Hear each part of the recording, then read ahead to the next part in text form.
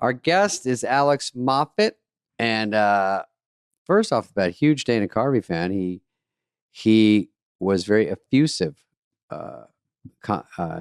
complimenting you. You land and grab a fan when they're introduced to you, or at age 5 or 6. Apparently, he saw Chopping Broccoli, the goofy piano song I did on Saturday Night Live, and then he was going around singing it at 5 and 6. So, Alex Moffat on SNL for 6 years. That's a catchy one. Does a lot of stuff with Mikey Day. They do Trump's Kids. Trump's he Kids, did hysterical. Guy with a Boat on Update. Right? That was another huge hit. And super versatile performer and actor, and a hell of a nice guy. I loved him talking about my stuff. Yeah, he loves Dana, and he was great. A lot of fun, very energetic. Has a new show. I think it's Bad Monkey with Vince Vaughn. Is that correct? Yeah, Bad Monkey with Vince Vaughn.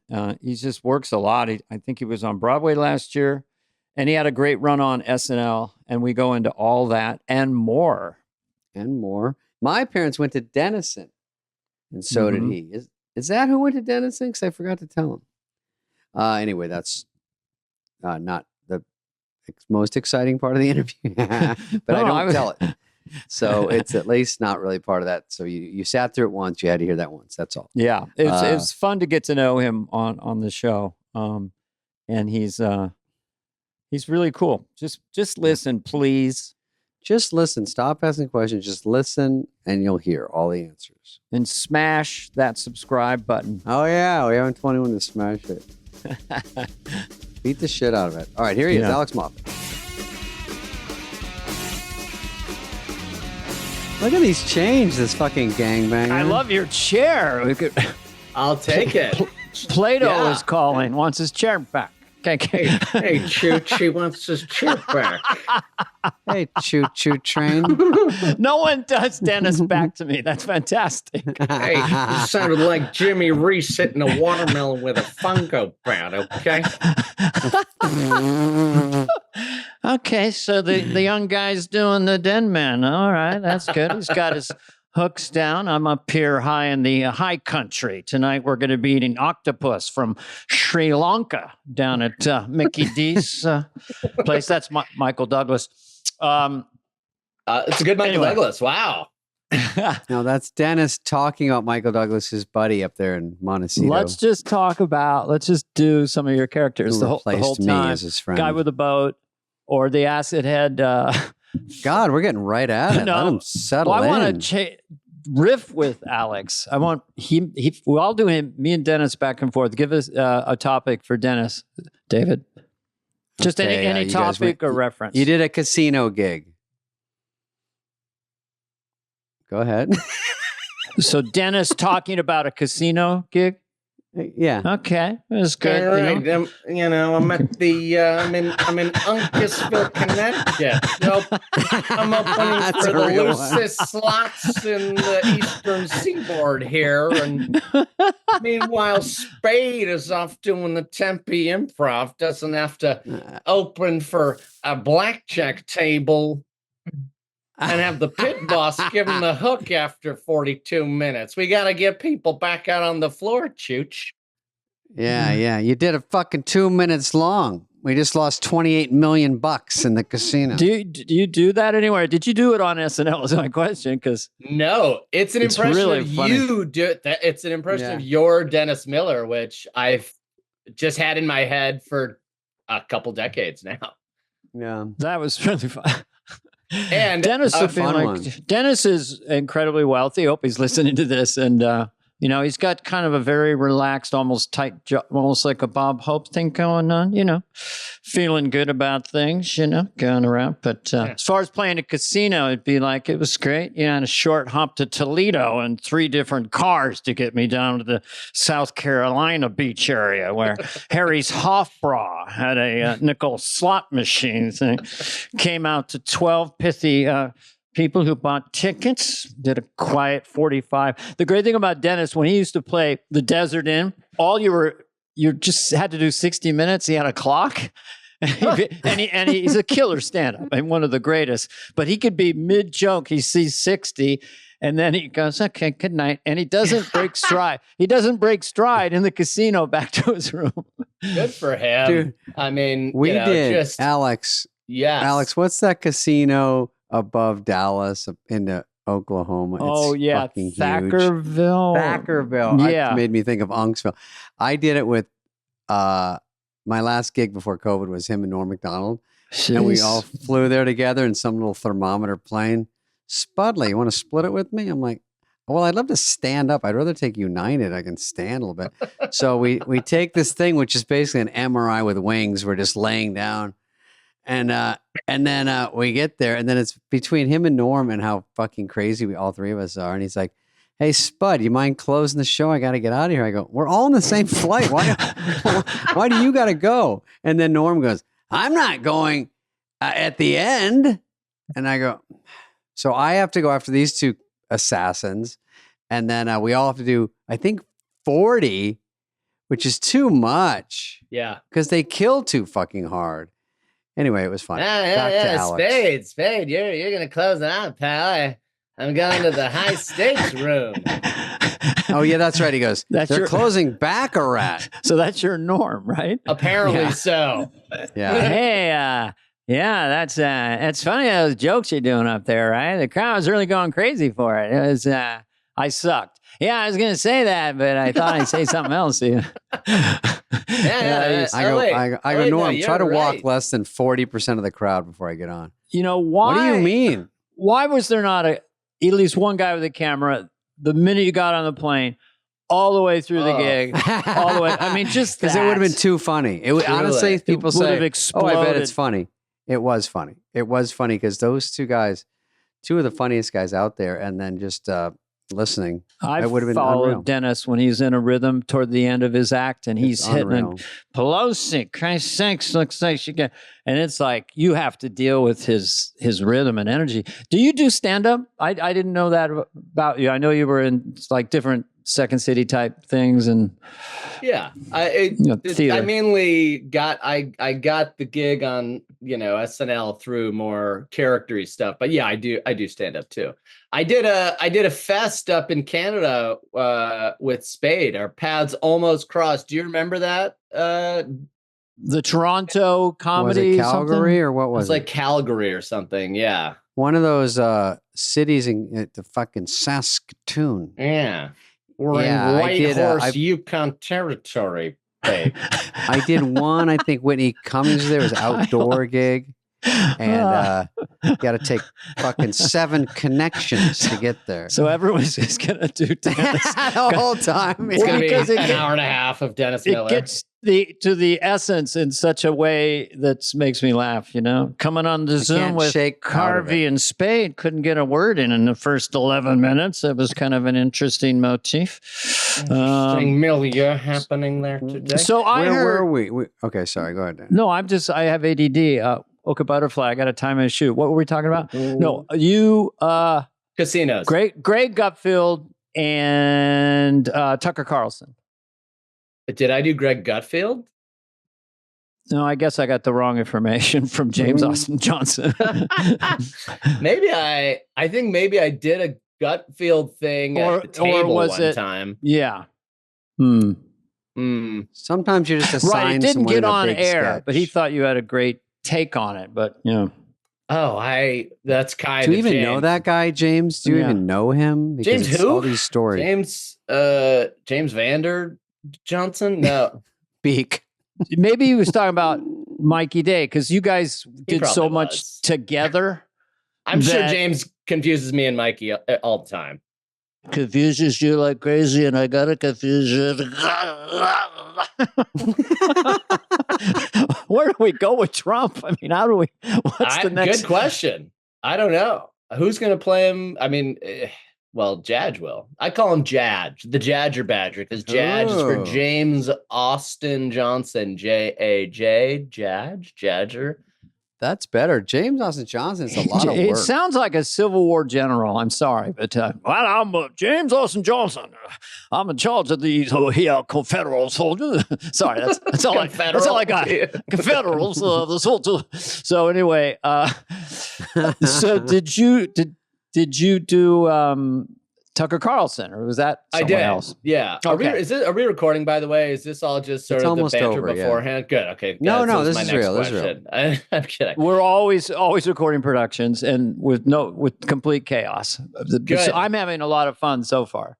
So far, so am I. I like that both you have a handheld, a la being up on stage, and Spade, you're just sitting there with the thing on a crane. We're a lot like the Kelsey Brothers podcast. I'm broadcasting from a hotel in New York City right now. So are you? Yeah, Which I'm one? What room number?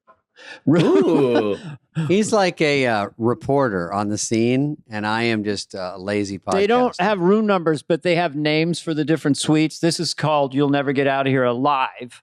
And good night. So that sounds promising. It's a little scary, but Spade, do you always have a Joe Dirt merch just perched? I don't always. In your...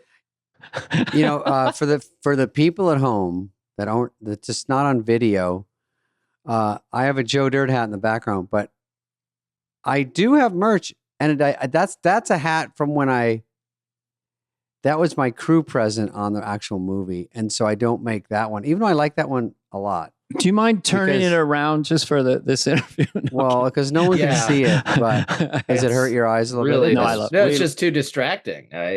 By the way, that movie is timeless, if I may say. It's very, very funny. I discovered it very late.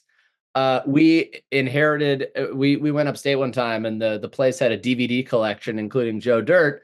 My wife and I watched it. I had never seen it. I don't know how I didn't discover it when it came out. I imagine I'm not alone in that. But I saw it years later, and it was very, very funny. I don't know if you know that. No, I appreciate it. And which brings me to something else I want to ask you that is sort of off the mark. I hope you don't get offended by this. Right. I was reading this interview. Dana, you can chime in on this. Reading an interview with Vulture with you, right? Mm. And there was a big article. There's an article about you. So sometimes reporters, that was my tell-all, either to be funny or to be whatever, sometimes feel like, to me, they inch across the line where I don't like it. Mm. And 90% of the time I don't say anything. But like when they say, like, hey, Joe Dirt, you know what movie I actually like? You know, those kind of questions where it bothers you. This one, which what you said was perfectly fine. I appreciate you actually watching it, honestly. That's not what I mean. I mean, I'm reading this and it says, you were in The Bear and I was hoping you'd have a bigger role by season 2, but they got you out of there pretty quick. I mean, I had to be like, hey, go fuck yourself, dude. I know. It's crazy. I read he was in The Bear, and then I've mentioned it to people. Oh, he's great in The Bear. But yeah, she did put a tilt on that. Like it was a sad thing. And but you're working all over the place as far as I can tell. I know. It's just such a weird way to put it. You're like, hey, I did a great. You said I was doing meth. How long was I going to last? Yeah. Yeah, your character's doing meth. So, but it's like, come on. Anyway, that's kind of that just reminded me of interviews where you get caught off guard and you're trying to be nice, and then you go, what is going on? Are they trying to be funny? Are they trying to be cute? Are they trying to be cool? Yeah. No, you're not supposed to fight back. No, you're not. And I hope it did. I was just letting you know, even though I discovered it late, Joe Dirt is I like that. A yuck a minute. I loved it. Can I ask about this? Yeah. Go ahead. Wait, Dana, what were you No, I was going to say the other way people do it. I liked it. Yeah. Or how did you like that movie? Did you think it was operating all cylinders, David? Yeah. Mm-hmm. All right, I liked it, but am I alone in that? Wait, Spade, what is? Are you growing the beard out for something? It's for a movie I'm writing. No, I'm kidding. See, Alex, you have a great beard because I have it goes under here and defines your jaw. Yeah, thank God, right? That's the way you do it. Mine is a way to look even older, but I feel like the beard, like Dana said, first of all, the truth is I got one compliment on it and I never went back because I have 0 when I don't have it. So I have one compliment with it. So I said, okay, even though it's mostly gray now, the salt is taking over the pepper. So now you can kind of shape it so you look a little more better because as every article says, if I ever date anyone, it's like Beauty and the Beast. Look at this monster. I'm like, God damn. Think you could ever say that about a girl? Like this great looking guy is with this horribly ugly hag. Yeah, we got Alex looks fresh face. When I look at, we're watching showered. him. Not a wrinkle. He's in his prime. I don't know. I'll peg you at, I'm going to say 32? 24. 28. You're both right. You're both right. So 28, 32. So you're 59. Good. Yes. I'm 42. But you know, I moisturize very. I put lotion on 8 times a day. So that's how this happens. Hey, not that I don't want to just talk about my face the whole time, which I do, but can I bring up another sort of random, because I mean this is the moneymaker, let's be honest. Anything. Dana, this is a connection that we have that you would have no reason to know about. I think I do know. Yeah. Well, if you do. Chevy Chase, the baseball? No. Chevy Chase, the baseball? No. Bill Murray? No, Bill Murray, the baseball. Oh, sorry. That's another. No, I bet that's okay. That's we have another.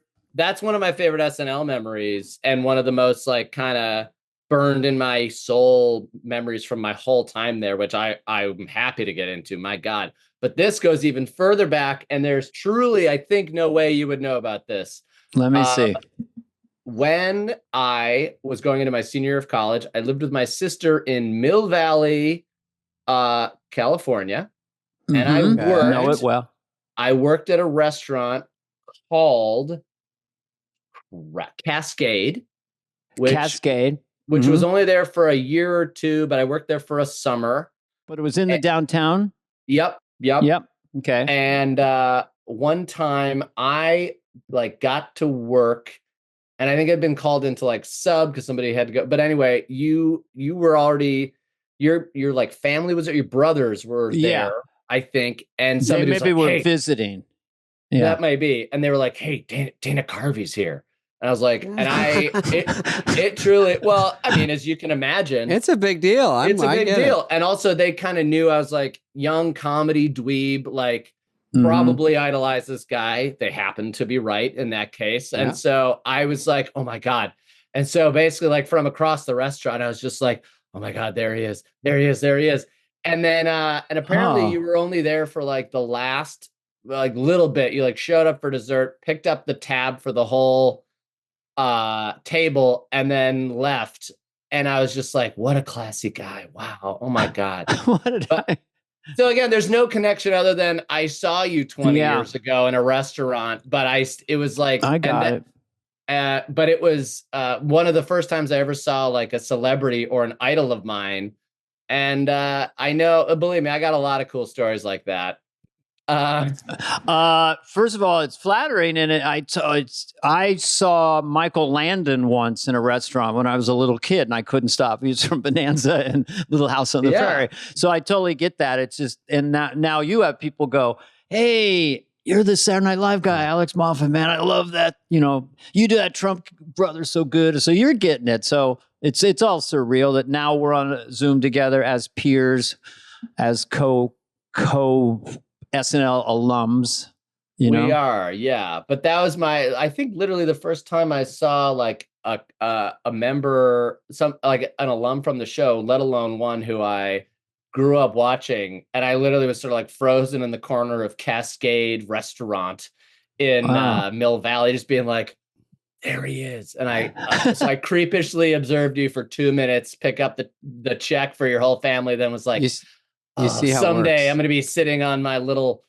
throne here, chatting with those two goons. I keep a casual diary on my phone. Do you know about what was it in the summertime, June of that was 92 or something? I keep a Cascades. Alex, were you a waiter? You were a I was a waiter, waiter. at Cascades. Hold on, let me just get that. Cascades Okay. is going off. I think Puff Cascades Daddy was there waiter, that night. summertime with It would have been vacation. summer of 2004. Yeah, okay, let me see. yeah, it checks out. Went to out. Cascade with my brother. Weirdo kept staring at me. Got out, paid the check, and got away. This is straight out of your diary. Yeah. That must have been a different. Okay, then there was another guy there because there's no way. Alex, you're gonna get those calls where it's like, "Hey, I thought you were coming, so can you at least come and pay?" If you're not coming.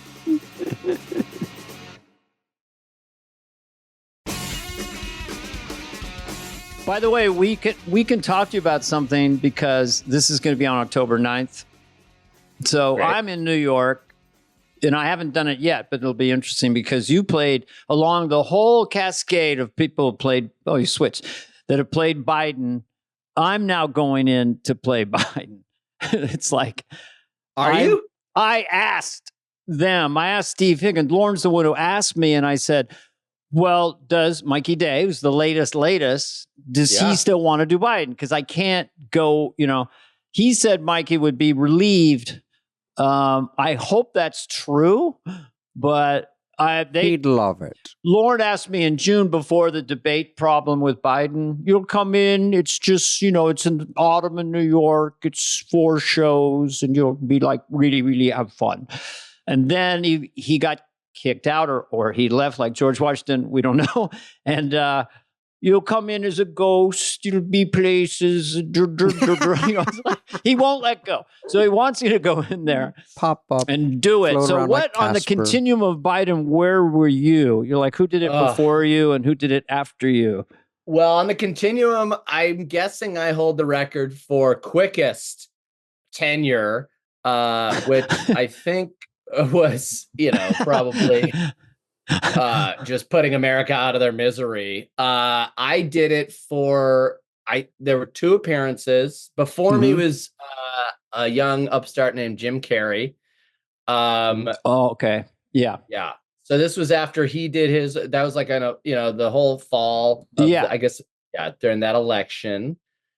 And that was, I believe, always meant to be sort of a temporary thing. And then I had screen tested before they went with Mr. Carey. So I had sort of shown Biden. as Biden. Yeah. It's Biden. Okay. Yeah. So then I was playing golf. It was like close to Thanksgiving. And I was out there teeing it up. And I got a phone call from a friend of mine who works there. It's like, hey, just a heads up. I think Lauren's going to be calling you, and I think they're going to give you Biden. And I was like, cool, that's great. And then sure enough, the next day he brought me in, and similar conversation. Hello. Right. You'll do Biden. Well, I think that there's a trajectory. This is a little process for the audience. There's a trajectory, like someone gets elected. Like we all knew Joe Biden, but then he's elected president. Now we're really in the primaries. We're really seeing how he talks and what. And then it takes a while for the audience to recognize the hooks. So early in, I only had my father lost his job. No joke. Those was his early kind of manifestations. And then for me, I don't know if you did it before or after Afghanistan, because the press conference there was the first time I saw him get angry, and it was funny. It was always going to be hard, that guy. So what? There may not have been. There was no hooks after that. I kind of gave up on it. I did it on Colbert, and I go, it's so soft and whispery. Father lost his job, no joke. That's all I had until he. Yeah, there you go. All right. It's my God. We should have fun. Come on, what are we doing? Let's have, my God, let's get back to the business of having fun. For my God, it was like, please, what are we doing here? Did they let you do it like that? Did they let you extend it? Yeah, more or less. I guess that time was kind of a blur. I was very deep into, that was my bourbon phase. I'm just kidding. No, It was just so quick. I did, yeah, my God. Oh, let's have and when I screen tested with him, it was more like he was kind of constantly hitting on Jenna, the stage manager, which I think maybe had we done more of him, maybe we would have gotten to him being the more like hair sniffy dude. Right. Yeah. But That was that era. Well, that's a Yeah. funny hook. Yeah. Mhm. But yeah, I guess my thing was like thinking he was like Joe Cool, but then clearly like not clocking the fact that he's just slightly out of touch. You know what I mean? So that was kind of more the hook if I had one. Clearly, whatever the hook was, it was a hard pass from the higher ups of the show. Well, also when I you did did it for a while. Colbert, there was just a sense of everyone was exhausted, whatever your political stripe from the Trump. Yes. And then when Biden came in, it was like he's a moderate Democrat, reach across the aisle, just going to quiet everything down. And when I was doing Colbert remotely and I'd go for a certain kind of joke, the audience would just sort of get quiet. They didn't, the audience wasn't ready. They don't want to go right away, so. Yeah, no, that's true. And that I think is another thing that was going on at the time was like, I don't know that people wanted to, everyone was exhausted. Like you said, it was just like, okay, well, what's the joke about this guy? Also, let's not joke about him because he just saved us from the collapse of democracy or whatever's going through people's minds, Yeah, so exactly. It was a random ready. time. Not ready in New York. Yeah. They're not going to poke him as hard. Right. And then like I said, I think in that, Vulture interview that you guys mentioned, they wisely realized that they had hired a guy who is one of the most insanely gifted impressionists of all time in Mr. Judge himself. And they were like, oh, this guy can make Biden sing. And so it is, believe me, all good because I really, James's Biden tickles me. His Trump absolutely tickles me. So my era was between Kerry and Johnson was my Biden administration. Okay. I got it. So it made sense because his Trump is like jazz, it's Totally. a remarkably detailed, and he told me for himself, I guess it's okay to say, he just made it a cause célèbre for himself to try to really master a Biden for himself. Yeah. And so he's been working on it, but there's a lot of hooks there. A cause célèbre. I like how you called it a cause célèbre, which normally, if I'm not mistaken, is reserved for an actual charitable cause that one lends one celeb to. But in this case, his cause was Merv Griffin said that to Zsa Zsa Gabor in 1966. And I've never forgot it. And I don't even know what it means. Merv Griffin. No, come on. You're finding what it means. So anyway, so you did that, which was sort of that pre-audience accepting. And James had told me that just this summer, once, and for his audience, as a stand-up, once Biden was no longer running, the crowd was emancipated and laughing really hard. So it's interesting. That's probably true. Yeah. Yeah, because they're not worried about helping Trump, Right. Yeah. Can I, Dana, another thing that I stole from you is when my first season and when you came back to do Church Lady on Update, yes. I just happened to be walking by in the hallway and somebody asked you how it went after Dress and you said something like, well, at least I didn't peek at Dress.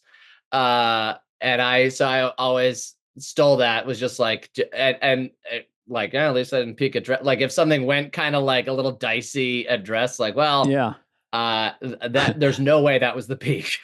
Yeah, this could be a good thing. You say to the writers, "This is good," because you don't, and it is somewhat true. I mean, I felt like I'd peek at read through in the early days because I was trying so hard, and then maybe I'd peek Friday night trying to entertain the crew, or I'd peek at Dress because I was pushing. And after a little time there, I was able to kind of just do it 85% because you want what's going through your head during the air show is, this is the best it's ever gone. Yeah. That's all. Yeah. Rather than like, They laughed harder a few hours ago. Dress at that was so joke. much better. Oh, now we're going down. Well, there's David, that fine David line knows this feeling. between, you want to do good enough at Dress where it makes the show. You don't want to save it so much that it gets cut and you go, oh, fuck, what happened? Right. It's a That's fine the line. problem. Fine line. So of your kind of like your poppy hits, which the one you had the most fun doing? Was it the film reviewer? Seemed really fun because you're locked in rhythmically. You've got all the hooks and change ups, and I don't know if people are familiar with this one, but tell us about that. What did you do it before SNL or Do it at IO. IO? That's right. Whoa. IO. What does IO stand for? Improv Olympic. Oh, Improv Olympics. Whoa. Dumb. I think. Spade's been on my Wikipedia. Was that a That's just- trunk piece? Was that a All-nighter. trunk piece that you brought to the show? A trunk? Trunk. You know, a a trunk, piece. piece. Isn't that it's like, Means you pull out when you need it. it goes with consulate. Motivational speaker was a trunk piece. Yeah.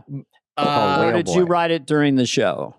That one it was during the show. No, someone just did a thumbs down. Have you seen No, that's something That's that pops something up in our computers. Like accidentally. sometimes the It's funny. stars will come. We never put it. I don't know. Yeah, exactly. I think it could happen. Dana can do confetti sometimes. Sometimes, right accidentally. now it's not because of this freaking. I can't even get a real hotel one. room. Let me see. No. Mhm. There it Hey, I is. got one. Right above the Joe Fucking- Dirt hat. A thumbs Fucking down. funny. No, Yeah, it did. Which mean we've already anything. covered. We covered that. actually very funny. you're in the clear on that. We're in the clear. Was not a trunk piece. I like that expression, which is like something I brought along when I got there. No, That always killed. You know? no. You know what's funny is actually speaking of trunk pieces, I'm just going to keep referencing.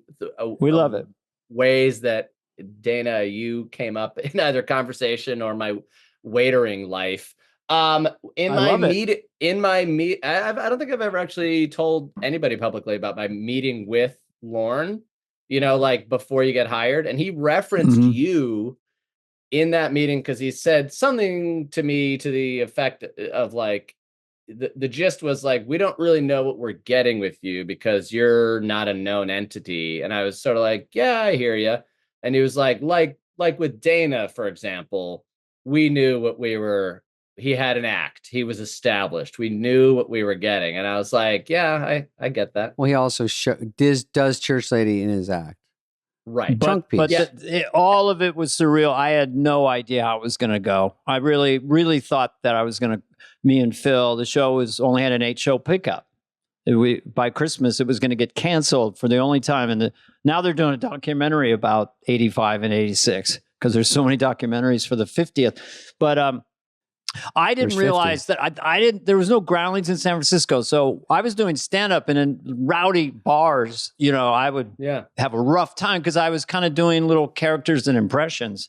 But I didn't know it would go as well as it did, But it was it was a great feeling when I said, well, isn't that special? And I got a laugh, just like in the clubs. I was like, okay, I know where I am. But anyway. But you were like touring, right? I mean, I was doing a lot of clubs. I did a lot of shitty, weird things they offered me because Hollywood wanted to hire me just as a nice guy. I did a movie with Burt Lancaster, Kirk Douglas, just a nice straight man. I did Blue Thunder with James Ferrantino as the straight man. I did One of the Boys with Mickey Rooney and Nathan Lane. So, but then I kind of said, to hell with it. I'm probably not going to make it. I'll just pay. So I just did a lot of clubs for 2 years, a lot. And that's Club act. where it helped. It was helpful. You but get 10,000 hours. Also, the Chop and Broccoli was one of the first laughs I ever remember getting in my life was just imitating Chop and Broccoli to my parents and sisters and then being like, look at this precocious little ham singing Chop and Broccoli. You were like 12, 11, Did 10? you try to actually play it?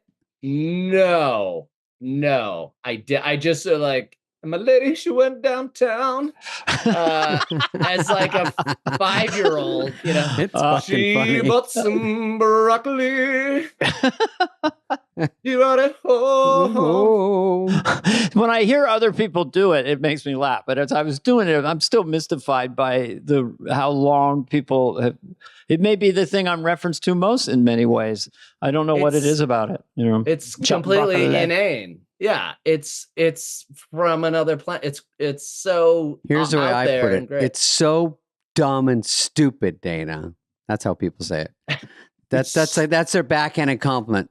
It's not funny at all, so it's funny. Some people, someone told me it's the commitment. Everyone hates it. I love it. What it's about, it being so precious. But you probably didn't know this. I'm going to talk about myself. But I kept going with that character. We gave him a name, Derek Stevens. And I wrote an idea that the record company asked him, says he has to, they have to kill him because they'll get more record sales. And they have a chart where it's like Jim Morrison's sales went up and Jimi Hendrix. And that laid there, that was like, no, yeah, it was a funny conceptual idea. Phil Hartman, the late great, was playing the guy, I'm very flattered about that. So, Tim, oh my God, I want to talk about more. What other things did you like? Sorry. Funny you should ask. Opportunity Knocks. I saw in theaters eating Milk Duds with my family when it came out. Do you remember doing that movie? Yeah, I do. It was an interesting experience. Was that your first big movie out of SNL? First big offer? Yeah, it was a little difficult, because they did not want to let me write it with them or anything, So then the movie came out and it was unreleasable. And what does that mean? The worst term. It was the ratings were so low in the theater. They go, it's unreleasable. It has to go straight to video. And then they asked me, you got any ideas? So I just came up with the silly thing of Born to Be Wild, where he jumps on the stage and does that. So we put that in and a couple other little things, and then it got released. It didn't make that much. It's no Joe Dirt. Joe Dirt's a great comedy. We all have our turkeys. That's another going back to the 70s or something. Fucking jive turkey. But kids like it. It was fanciful and silly. But you're my favorite guest. Not because of saying everything you love about my entire career. But you're just as a person, I like you. The feeling is mutual, but I truly, I don't mean to keep just like diving into, Carvey lore, but it runs pretty deep. So I'm just making sure that you know that.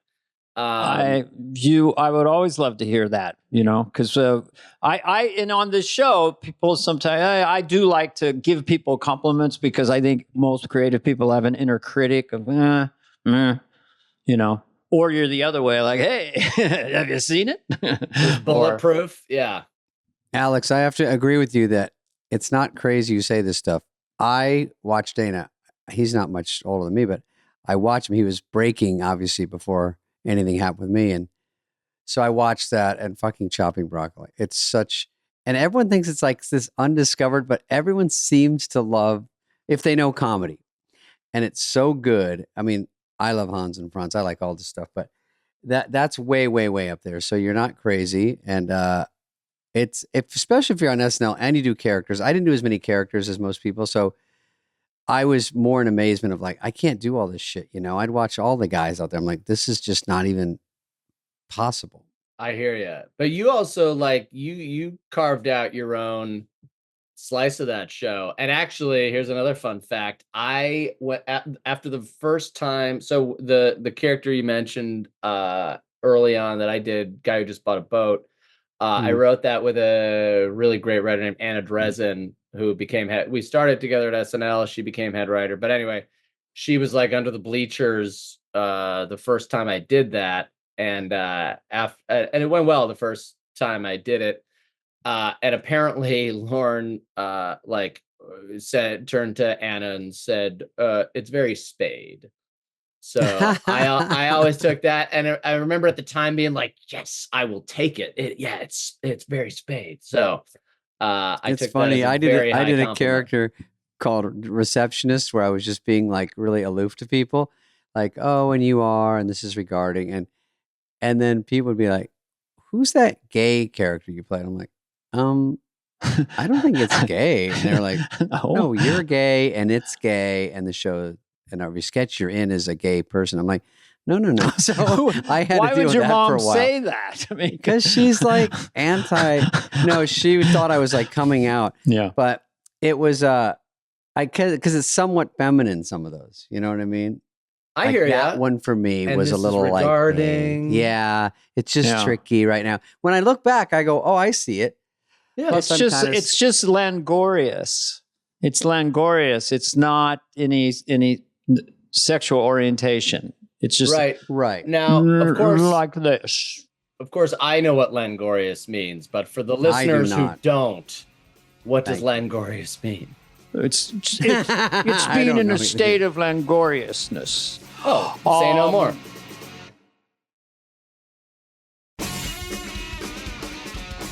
Back to our guest, Alex Moffat, and his great run on SNL. I love when the premise is, see, if you didn't have guy who owns a boat, a man who owns a boat, what is the title?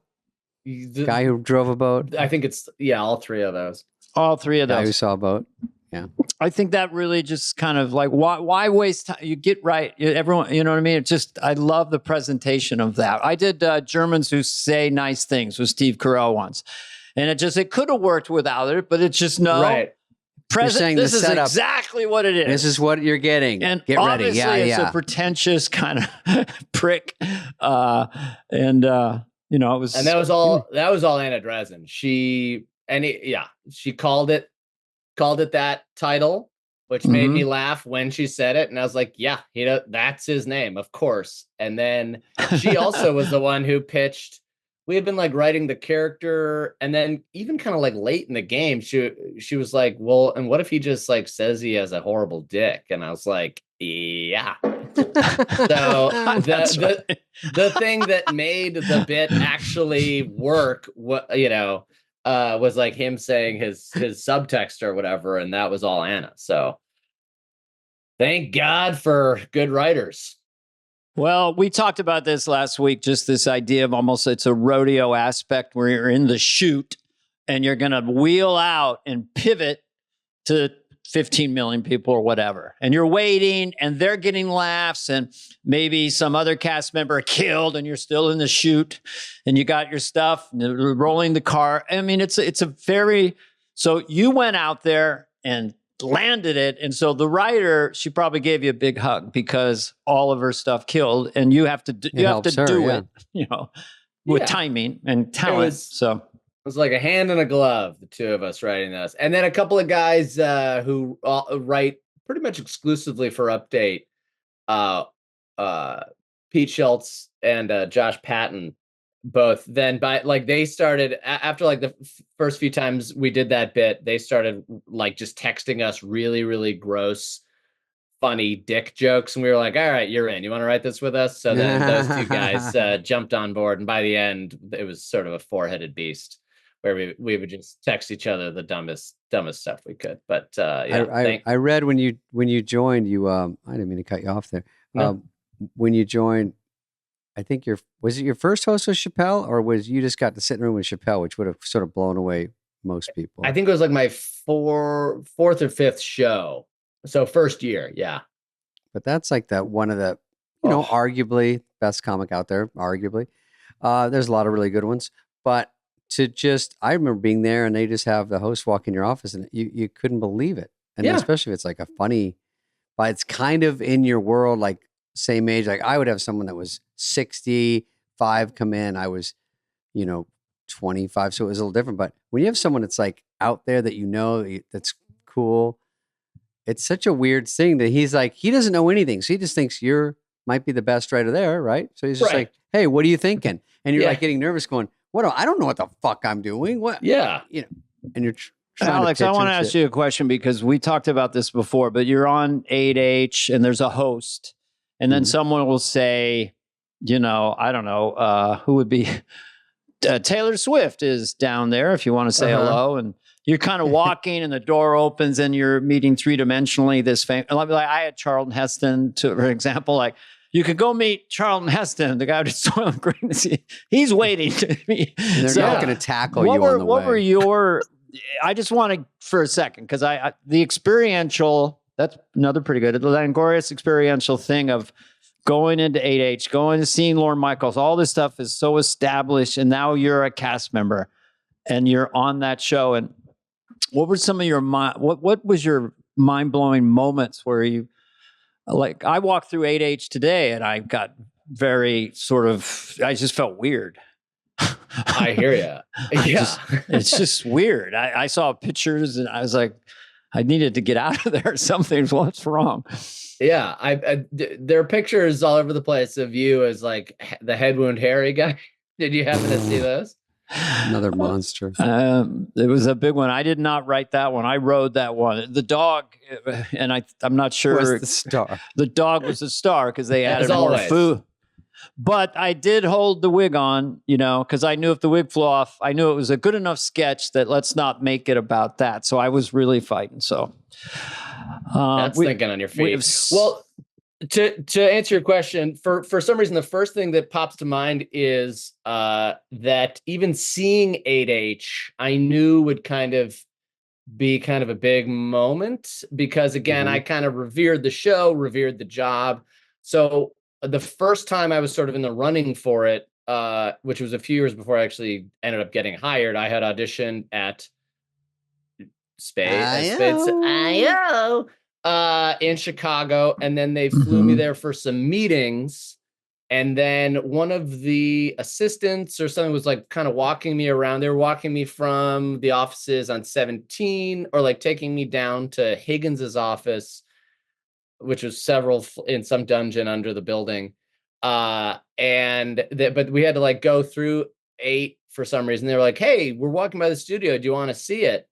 And in my mind, I remember going like, and I said, "Actually, I'm good. Thank you." Because I didn't want to just like look at it as a tourist. You know what I mean? Like I wanted to sort of have a reason to be in there. So even though I hadn't been invited to screen test. And so I just sort of wanted to save it for a time when I was actually being invited to perform in there, as opposed to just like look at it as a fan, if that makes sense. And yeah, interesting. So then the first time I ever set foot in that studio was to screen test 4 years later. Wow. And Chris Kelly, one of the stage managers, was he there with either of you guys? I don't think so. Don't think so. Yeah, Joe Maybe Dixo. when I did the guest stuff, Yeah, sometimes I do a cameo or something, but yeah. So great guy. He kind of, walks you into the studio, kind of just like patting your head like a nervous dog, And then Jenna, who is his like counterpart, co studio manager, they both kind of babysit all these young, nervous people about to screen test. So anyway, the first time I saw the studio was like walking out there to go and, do my screen test. But what a wild thing that the place definitely has like a very surreal, sweet little corner of my heart. I love it so much. And it took you 3 auditions to get the show, over 3 years or something like that? I mean, took you a while to get on? Took me a good 8. Yeah, it took me 34 years all told. But yeah, so I auditioned in 2013 for like a bunch of in Chicago twice that year. The following year, sent in a tape and heard nothing. And the following year, auditioned in LA at IO West. Spade. Oh. And Gentleman joins us. With that doofus Shara Sherman, was she on with you? That doof. No, that was the following year. That nut ball. That beautiful nut ball. That Put her in a Cucamonga. rubber room. Yes, for real. In a straight jacket. How long has she been on? Covered in when did you macrame flowers. put her in a fucking bird cage? No, but but that year in IO West, they actually hired the guy who went on before me, which was John Rudnitsky, and super duper funny, incredibly talented guy. And so then the following year is when I auditioned in Chicago again. And then that year finally got to screen test, blah, blah, blah. So all told, I think I did like 6 auditions over the course of 4 summers. What a beating. Damn. Right? And then you finally get it. And who came in with you? Melissa, right? Or Melissa V and Mikey Day moved from just lowly writer to cast the year. Oh, yeah. And Yeah. Melissa V, Mikey D. That's pretty But big. Sarah yawn, wasn't on until Spade. later, right? Uh-huh. No, I know. No, Yeah. I'm allergic to. I'll explain later. Yeah. Okay. So you get on, and you did how long? 3 years? 6. Thank you. 6 years. Yeah. Just twice that 36? many years. You did More than half 5 a shows? decade. No, I did 6 years. 6 years might be the average. I did I 6. bet That's it is. 120 shows basically or more. I don't know if That some sounds years they about go right. over 20. That sounds about that's right. It's a nice good run. Wait, so Spade, No. you did 6? Mhm. Dana, how many were you on there? I think it was 7. 12. 12. No, I mean,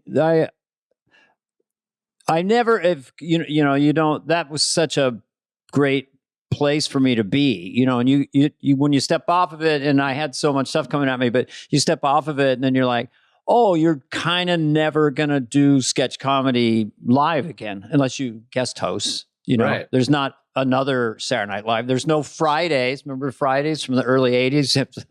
There's no In Living Color. Yeah. I mean, SNL is just the little or the big engine that can, not the little engine that could. So it's the big engine that did and still does and can. yes. Well, you're on Bad Monkey now. We didn't even talk about that before we get you out of here. Like Bad Monkey is it's so different. It must be, because I remember when I left SNL, there's just nothing like it as far as the excitement level. I mean, even the doing takes and doing movies, it's all fun, but it builds up to when it comes out. It's right. It's fun and nervous when you do it, but it's not that crazy nerves. True. Was there a question in there?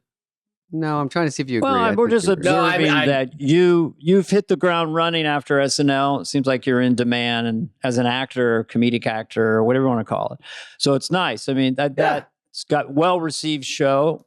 Vince Vaughn. It's a blast. Is cool. Yeah, that show's great. And then, I mean, as far as there's no other way to be in front of, like you said, 15 million people shooting out of a rodeo gate. I don't think there's a lot of shows out there that provide that level of excitement. No.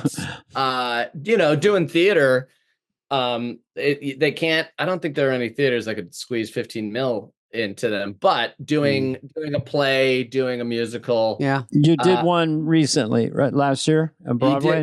Did a play last summer, which was a blast. The Cottage, and then now I'm doing a musical. So you guys should come. What? Yes. Whoa, Spade can dance.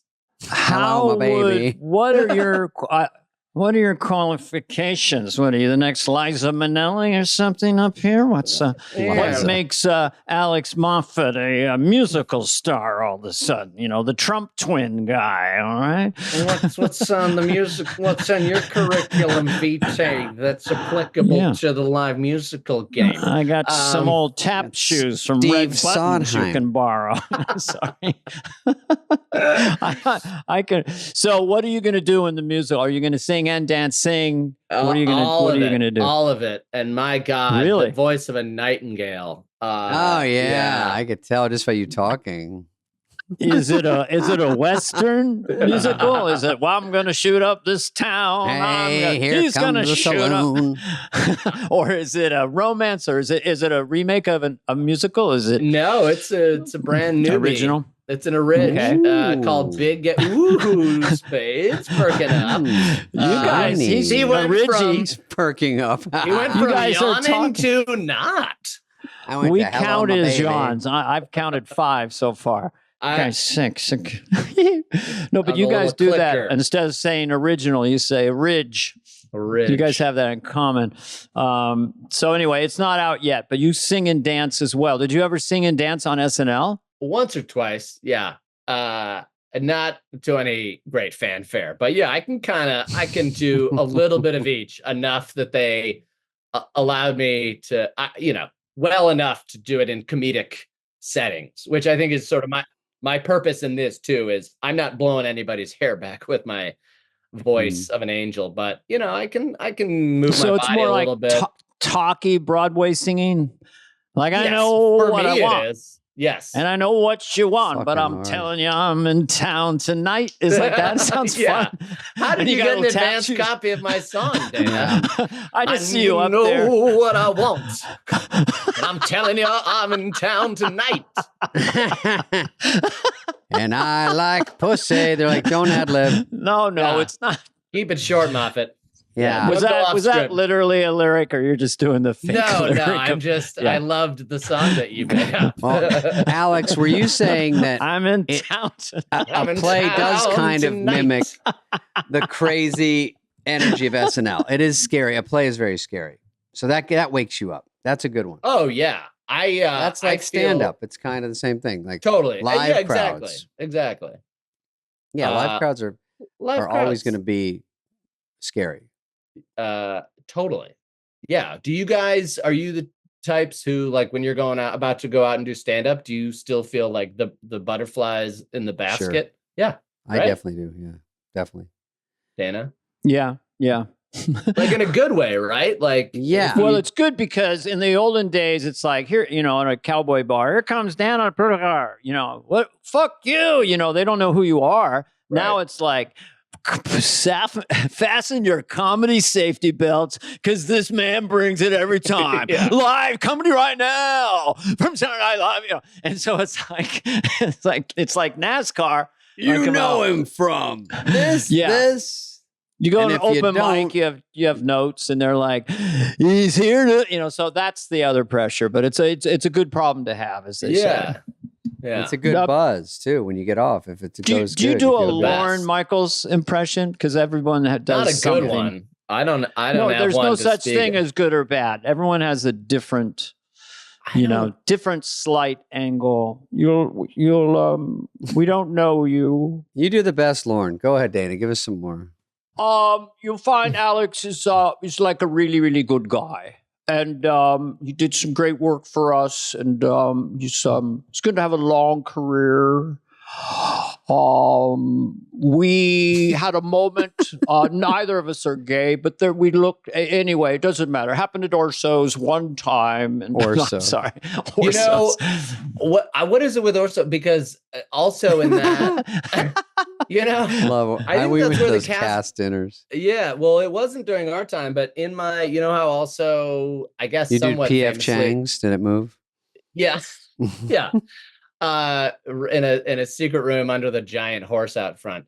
Little P.F. Chang's humor for you. Yeah, thank you. That's all I got.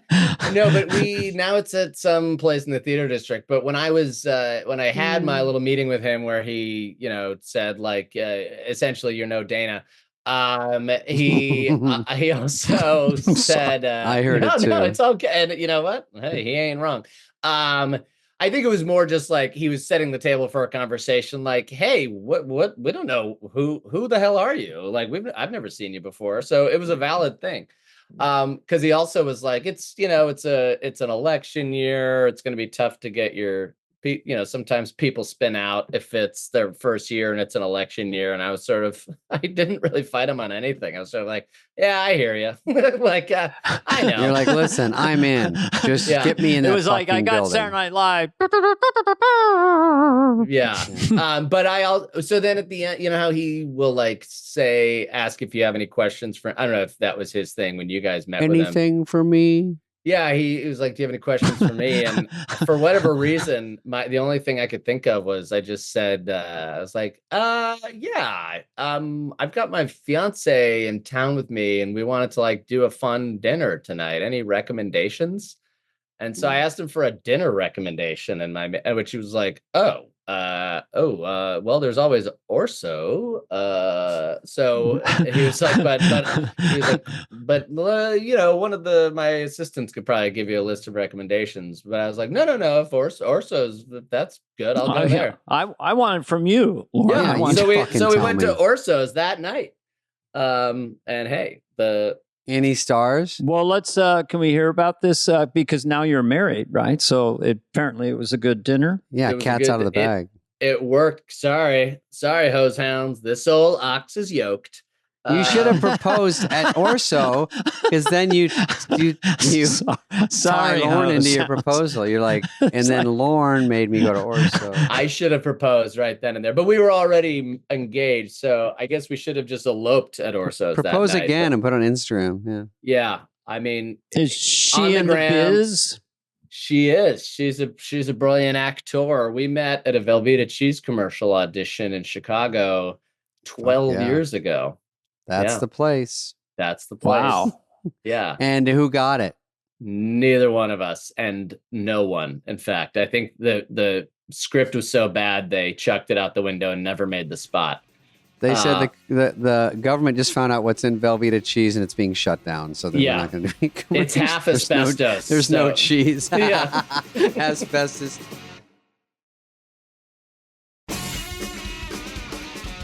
Sorry, non sequitur. I was talking to Lauren once, and it was just about business, show business, and how the machinations of it. And he said, "No one likes to know how a hot dog gets made." I do. I saw a YouTube video on it. But the old days, you didn't have YouTube. No, not in the old days. You'd have David, to just accept my analogy. you'd have Okay, to, I'm going to go. Okay, bye. you're I'm gonna going to go Oprah.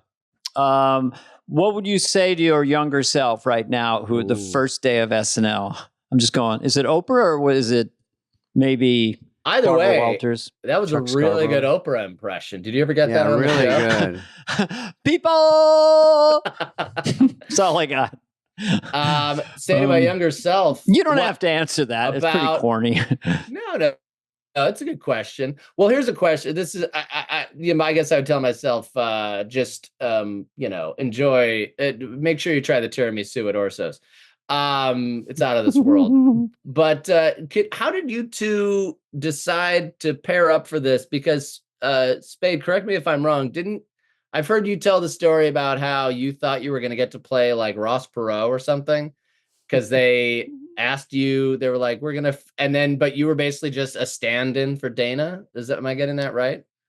Pretty close. Yeah, we that Ross Perot came in the news. I didn't even know how the machinations worked at SNL, but I hit up Smigel and said, "Hey, there's this new guy." But they, of course, knew all this because I was just seeing it on like Meet the Press.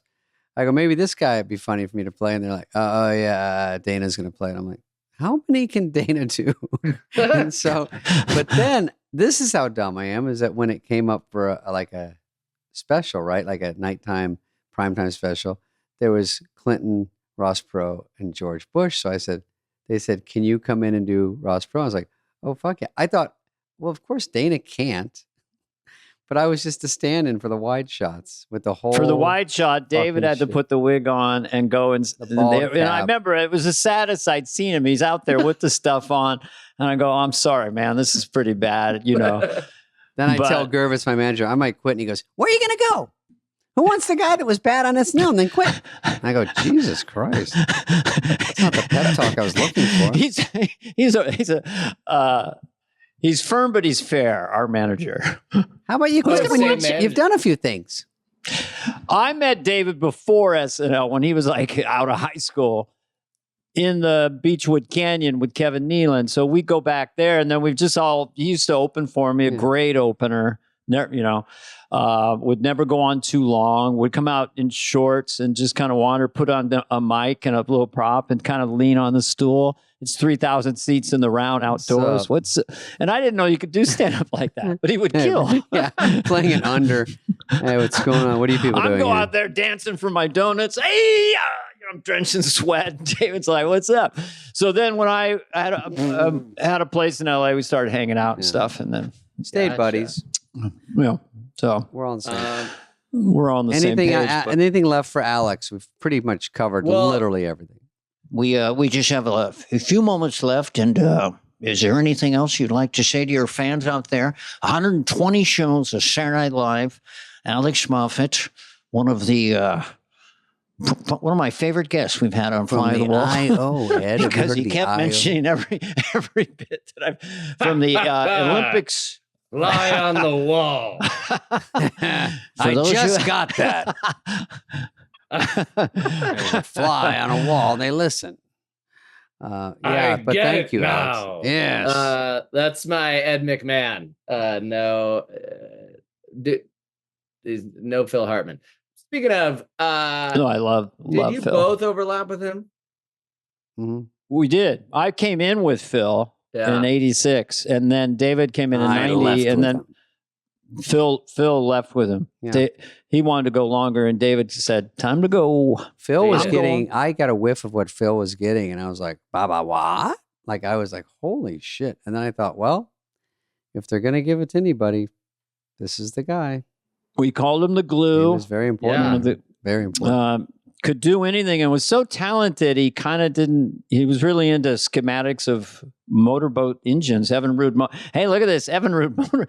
We're just rehearsing, and he was just a Renaissance Yeah. design albums, and he could play guitar, blues guitar. He was just like, and he just would just sit there. He had his binder, and he'd always intend things, and he'd underline everything. And they go, "Okay, go up," and then he'd be like, "Hello, I'm a crazy Frankenstein man," or whatever. He just could do it. Truly You know? could do it So, all. Oh my God. Do it all. The glue. A nice guy guy who that, knows. like, on a Thursday would stop me and say, hey, I liked your update. Like, if it didn't get on or something, he would stop and go, these jokes are funny or something. You know, just, and that's like a guy That's that's that sweet. good saying something. It just takes Yeah. the This is sting very out of it a little sweet. bit, you Yeah. know, because you're already bummed out. Yeah. You mean like on a like from the Like table after the read day through, it didn't before? get picked up. And then he's like, I Yeah. liked it. And That's I thought sweet.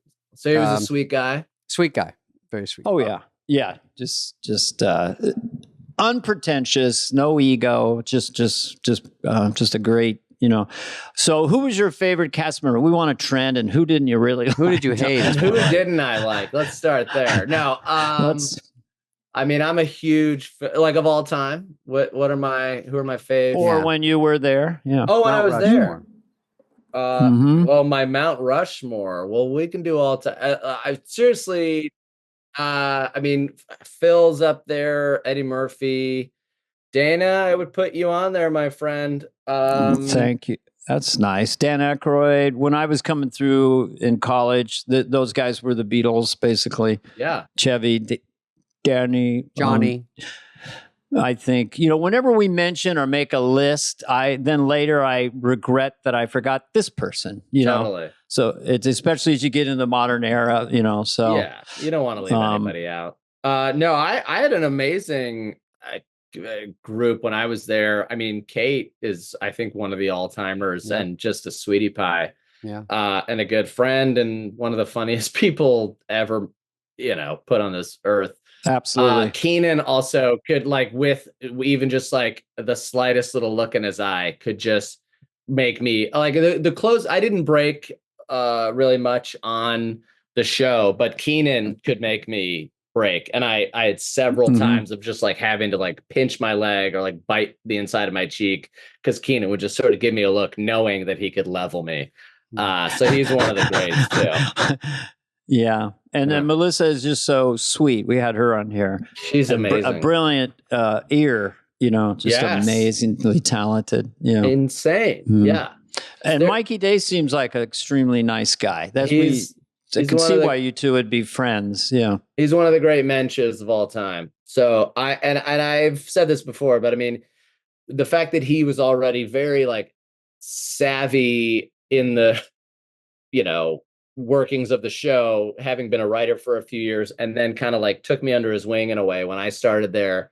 Like couldn't have been a nicer guy, couldn't have been a better situation for me to walk into, where this guy who's brilliant and is like also low key one of the best sketch writers ever kind of looked out for me like an older bro when I got there. So I was very lucky for that. So yeah, all those, Yeah. invaluable. Well, Yeah. thank you, Alex. Good Lord. Dana's going to go Alex do his Moffat. SNL stuff now. Woo! Yeah. I'll try to see what I can do. Get your facts straight, Jack. There it is. There it is. I'm I did excited the for border. this. Come on, I'm a more transformative president. I did the border there, the butter. Can't believe it's not butter. There you It's go. gonna work. There you go. This All is right, see you, kind Alex. yeah, that's Thank great. you, Thanks, buddy. guys. Appreciate it. Be well. Thumbs Take up. care. Have a good day. Enjoyed it. Thanks, Alex. This has been a presentation of Audacy. Please follow, subscribe, leave a like, a review, all this stuff. Smash that button, whatever it is, wherever you get your podcasts. Fly on the Wall is executive produced by Dana Carvey and David Spade, Jenna Weiss Berman of Audacy, and Heather Santoro. The show's lead producer is Greg Holtzman.